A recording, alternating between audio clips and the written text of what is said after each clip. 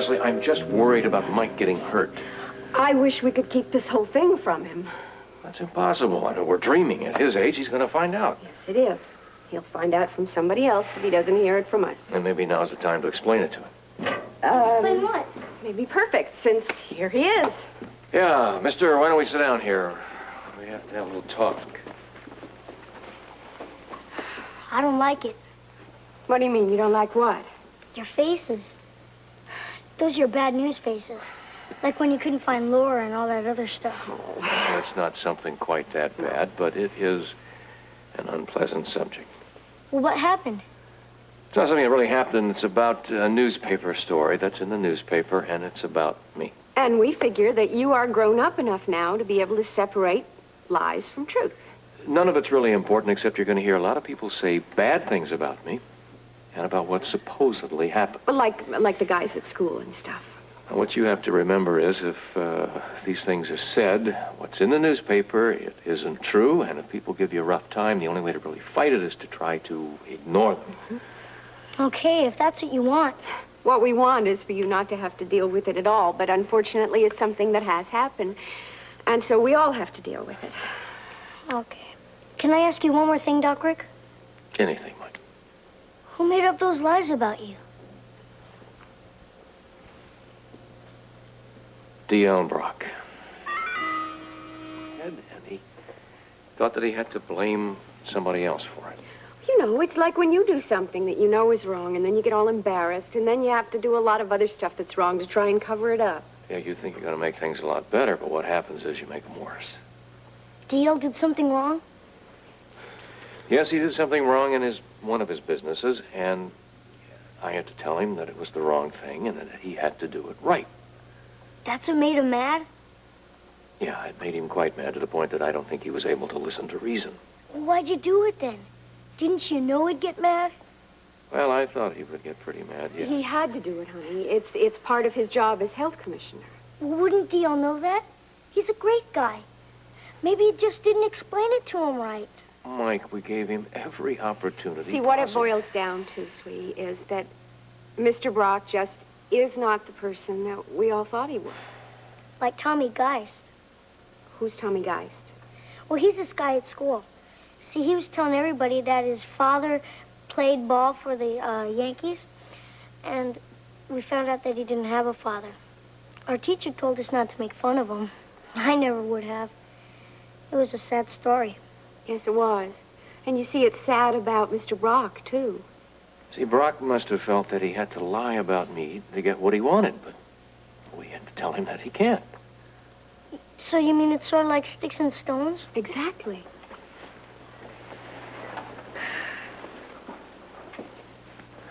Mike, when somebody says to you that I did these bad things, it's not true. And you're going to have to realize that, try to ignore them, and know that it's just lies. What are they going to say? They're going to say I took a bribe, that I took some money to do something illegally. But your dad never took a bribe, not for anything. Now, I hope you know that. Sure I do. What you're going to have to do is to hold out until I can prove that I'm innocent. Will it take a long time? Shouldn't take long. Yeah, we're trying to get this solved just as quickly as we can. You just have to believe in us for a while. Don't worry about me. Let Mr. Brock lie all he wants. I'm not going to listen. That's my guy. Oh, Duck Rick? Yes, sir. I don't think I like Mr. Brock anymore. Well, as far as I'm concerned, I wouldn't blame you one bit.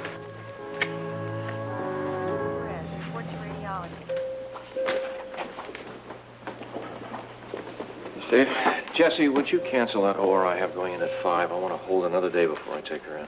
Sure, that's Mrs. Honeycutt, right? Right, thank you. Rick, you got a second? Sure. What's up? I just wanted to know the latest. The bribery accusation, you mean? It's probably none of my business, but I've had some inquiries. Don't tell me. The board members, right? 3 calls already this morning. I'm surprised you didn't have more. Well, Steve, I'm sorry. I'm really sorry to put you all in the middle of this. the problem is I don't know what to tell them. Well, right now, there's nothing but you can tell them. Well, I have to tell them something. All right, tell them that Lesley and I are working on it, that Until I can prove my innocence, no further comment is necessary because it might hurt my case. You've made some progress, then. Some, but just not enough. Well, what can I do?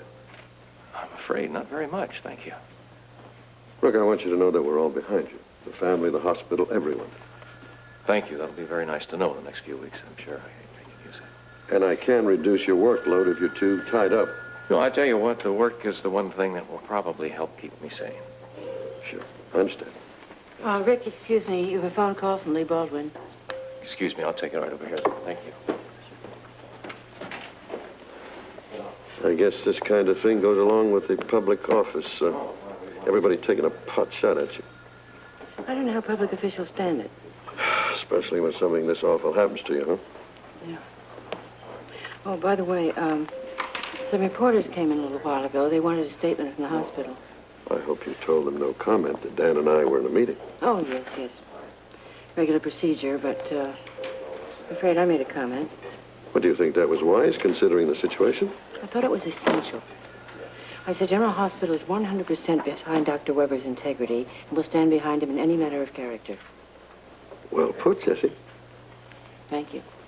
The reporters weren't terribly interested. They didn't take down one word.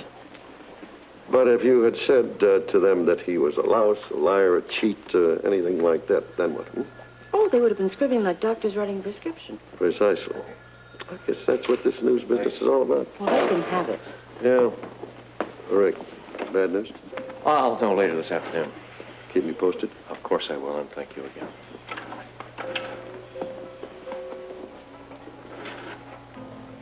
I certainly do admire his courage. Yeah, we all do. Of course I understand your position, and all the others too. It's just that I need more time. Look, Frank, this is my decision. Yes, yeah, I appreciate your opinion. Look, thank you for calling. Me hanging up on you? Yes, I guess that's exactly what I'm doing. It's open. Sorry, it seems your secretary must be gone for the day. No problem. And listen, before you say anything now, I want you to know that I am entirely on your side of this thing, 100%. Thanks. This Ginny Blake, whoever she is lying, or Brock, or somebody. You are 100% innocent as far as I'm concerned, and I'm going to give you all the time necessary to prove it. If only innocence had anything to do with it. Well, what other issue is there? Publicity, negative publicity on you and on the administration. We've been having a long talk about this. Yes. Lee. Dragging you into some mudslinging battle just is not fair to you. Because even if Rick were absolutely cleared of all wrongdoing, it's still going to have tarnished your administration. Well, perhaps. Please, sit down. Thank you.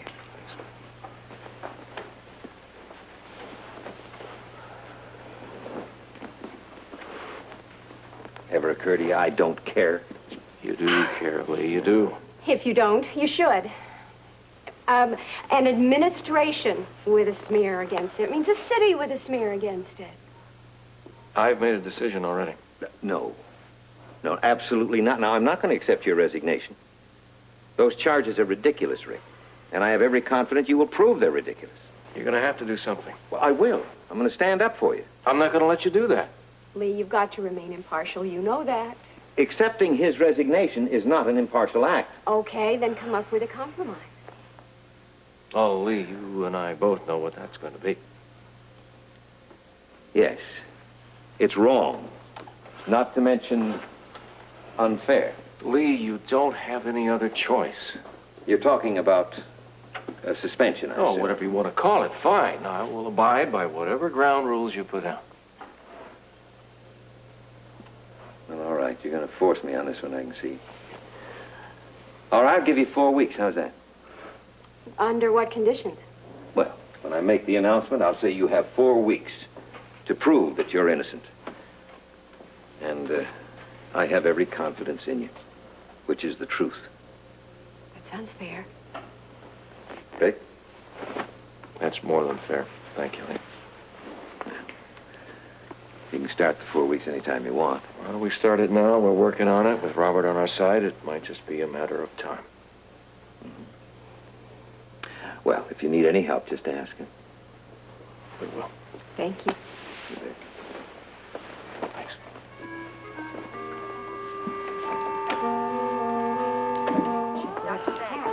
Don't tell me it's that late already. It certainly is. It is time to go home. Well, we're trying to brace ourselves against the idea of going out in that cold. Yeah, how bad is it? Oh, I think you should cover your ears. March is going to be roaring loudly this year. It's supposed to snow tomorrow. I don't think we should talk about the weather. This time of year, everybody just gets depressed. Absolutely right. What in the world are you two doing here when you're supposed to be home? We are looking for Steve and Audrey. Yeah, I called their house, and Tommy said they were still here. We're going to have dinner at the Floating Rib tonight. I understand they're on their way down. Oh, good. Perfect. Okay. Did you see Lee? Yep. And? Well, we reached a compromise agreement. I'm on suspension for 4 weeks, which gives me ample time to prove my innocence. Oh, you'll do that. If I don't, then I have to resign. Oh, Rick, it won't come to that. Well, we're starting to line up our defense. Well, with Robert Scorpio on your side, it won't be too difficult. Unless we have managed to underestimate our opponent. We just don't in any way want to reflect on Lee's administration. Oh, don't you worry about him. You have enough problems of your own. In any case, good luck. And both of us, if anything we can do, you know where we are. Jesse, thank you. Listen, we better quit stalling and get back into the Arctic here. Yeah, you're right. Drive carefully. Yes, Right. we will. You too. Bye. Well, what should we do? Should we call her up there? And Well, what's this? I thought the plan was to meet at the Rib. Well, it was, but our meeting ran a little quicker than we thought. Oh. Well, there's no reason to hang around here. Audrey's tied up with one of her students, and she said she'd meet us there. Listen, I'm going to call home. Just make sure everything's okay with Ruby and Mike. Fine. That'll give Rick and me a chance to talk. I was just going to make that request myself. How about the lunch? Good. You said the meeting took less time than you expected. I offered my resignation. Lee refused to take it, and we reached a compromise agreement that I would go on suspension with 4 weeks to prove my innocence, and if I can't do it in those 4 weeks, then he will accept my resignation. That sounds like a reasonable solution. Are you pleased? I can say I'm pleased. I'm very grateful that Lee believes in me to that extent. Oh, why shouldn't he? This isn't a minor charge. Oh, the charges are false. Everybody who knows you knows that. And that's me as an individual. That's as a friend. We're talking about the mayor. He has a responsibility of the city. He's got to put the city first, the same as you would have to put the hospital first. Now, look, Rick, you have nothing to worry about from me. No, I But no, hear me out. sorry. Hear me out. No matter what the board members might think or what they might say, you don't have to worry about them deserting you here at the hospital. Steve, Now, there please might- don't interrupt me. I know it can get worse, a lot worse. But nothing is going to make us knuckle under. You're one of the best doctors we have, and no matter what the city government has to say or Brock and Company has to say, your job here is not in jeopardy. Not today, not tomorrow, not ever. Thanks, Steve. Oh, there's no reason to thank me. You have my respect because you've earned it. Settle on a handshake? Always. Thank you. Honey, Rick, can you take a call? It's Robert. Right. Thanks. And Becky has some. So sorry. Robert, it's Rick.